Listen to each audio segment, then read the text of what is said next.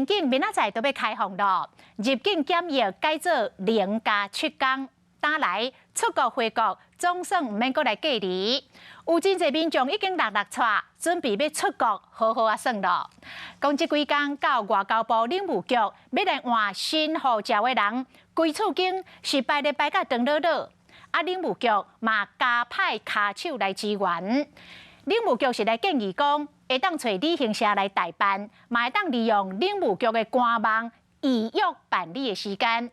若是第一届办护照者，直接到所在地户政事务所来办理，就会使哩咯。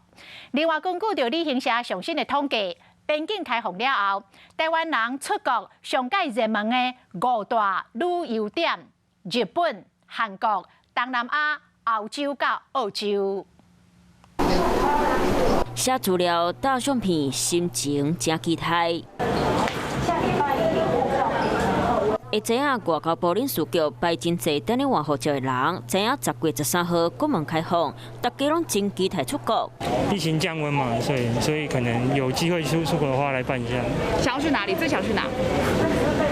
目前可能亚洲吧。要去那个雅典，明年1月的时候，然后想去欧洲1个月。护照过期了，所以得要赶快办才可以买机票。我们的统计是从9月23号开始，那一天我们的护照量从大概2000多本一下子陡升到4000本以上。接下来的每个礼拜，几乎都是平均每天都是5300本左右。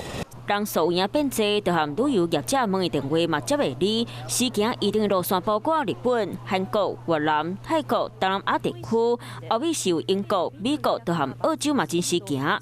人客大部分拢是以翁仔某、家庭、和退休的人为主，当然嘛有企业开始在咧问。目前现在旅行社订单的客群主要还是以自由行，可是相反的，有很多的企业包团渐渐的有开始订单，开始跟旅行社做一个询问。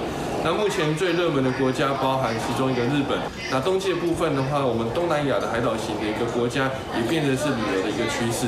即马以今年11月和明年1月出发的人上多，尤其是过年团生意上好。第一入境改做0+7，嘛改除禁团令了后，出国的人数会来闹多。不过即卖机票溜溜啊贵，预算有限的民众会到明年中才个出国，嘛是袂歹的选择。